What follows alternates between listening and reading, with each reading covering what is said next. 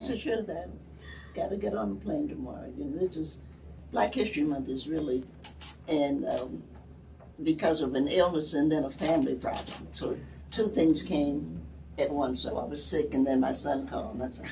And I said, I have a cold and I can't be by. You deal with it. But you have things all of a sudden. You're trying to be a good person. Sometimes you don't really want to be. So, you've grown. Do it yourself. But you're trying to get everything done. So I appreciate. Thank you. All of your patience, the patience of the San Antonio community with me, and we've been shifting, and we're trying to get everything done because normally it's a lot of difference between being 80 and being 50, and at 50 you could, and everything just worked, and then you're 80 and all of a sudden it all comes and hits you, and you realize, oh, I can't do everything. That's one of the amazing things of 80. Is that, oh, I can't do everything. Right. You decide, okay, I can say no to this and say no to that. I have to explain to people, and you really do hope that there are people who understand that you just didn't wake up in the morning to ruin their program. It's no fun for you. Yeah, we're glad you're feeling much better now. Yes. Thank you. Thank you very much. Okay, ready? Welcome to the African American Network, which we affectionately call TAAN TV. My name is Cynthia Freeman Gibbs. I am a local writer and film writer, and you can find out more information about my books at cynthiafreemangibbs.com. But more importantly, I am here to introduce you to Miss Nikki Giovanni. She is a poet, a writer, a mother, a grandmother, and a distinguished professor. And we are so excited to have her here in San Antonio. So welcome. Thank you. Glad to have you here. I'm glad to be back. I've been to San Antonio several times, so it's good to be back. As a matter of fact, I saw you at UTSA, and you were talking about the tattoo that you got. Yeah. That was several years ago. Yeah. So as we prepare to go into this event here at SAC, we're at San Antonio College, National Day of Collective Healing. And I'd like for you to tell us, how can poetry be used for healing? I think poetry, because poetry basically is song, and song is always being used for healing. That, we heard songs and we heard stories before we were born. Our mothers,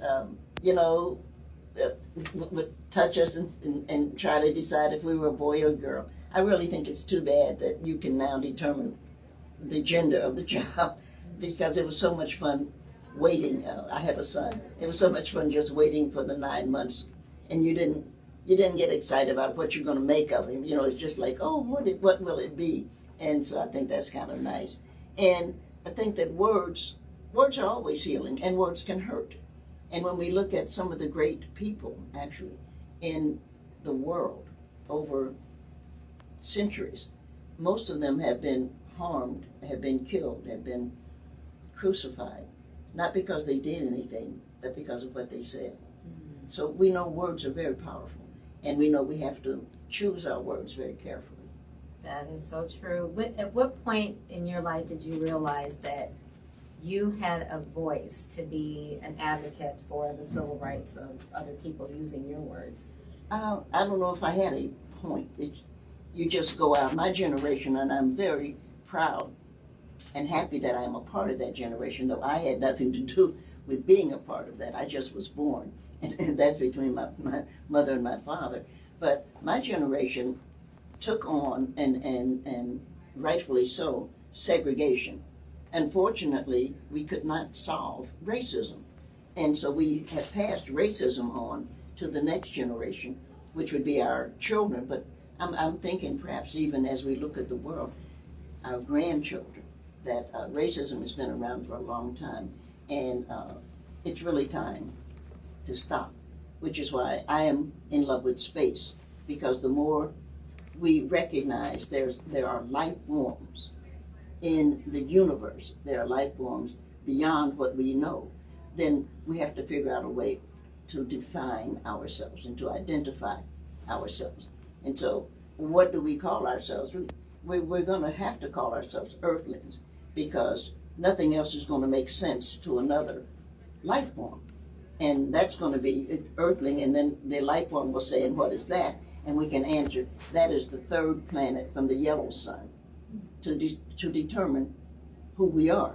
And I think that's so important. So the more we begin to shed these small things that make us ugly and evil, the more we are able to be accepted, if I can use that word, into the galaxy.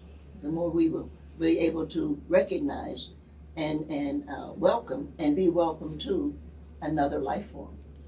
I saw your movie last week, Going to Mars, at the Denton Black Film Festival, and it was fantastic. One of the things that I noticed are the clips of you and James Baldwin having those conversations. And when you think about the changes that you've been through during those years since then, and not to sound cliche, but what would you tell yourself at that age based on what you know now in anticipation of the changes that were to come? Well, I really appreciated the fact that Mr. Baldwin at that point would speak to me. He's 20 years my senior, and he's James Baldwin, and I'm not. Mm-hmm. And it was a very interesting conversation, because it's like having it was having a conversation with essentially with your father, I guess, if we looked at it that way. I don't know that there are going to be a lot of changes, because even back then we recognized some things had to change.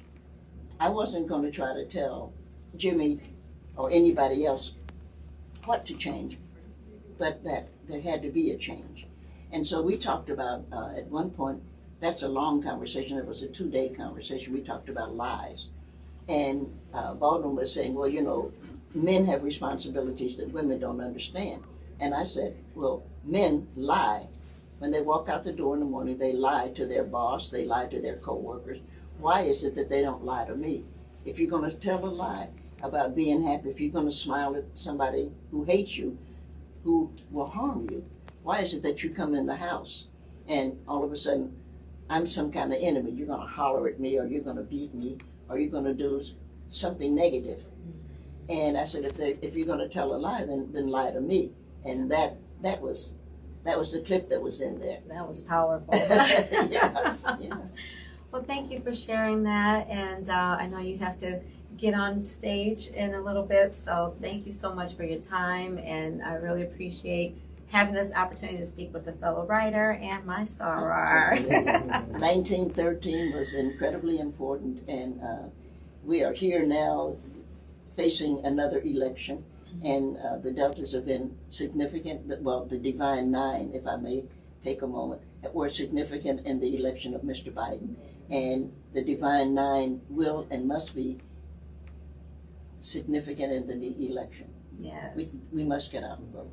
Get out and vote, yeah, most definitely, and that's a powerful statement. We all have to take action. It's all about social action. It is about, yeah. Yes, thank you. Thank you.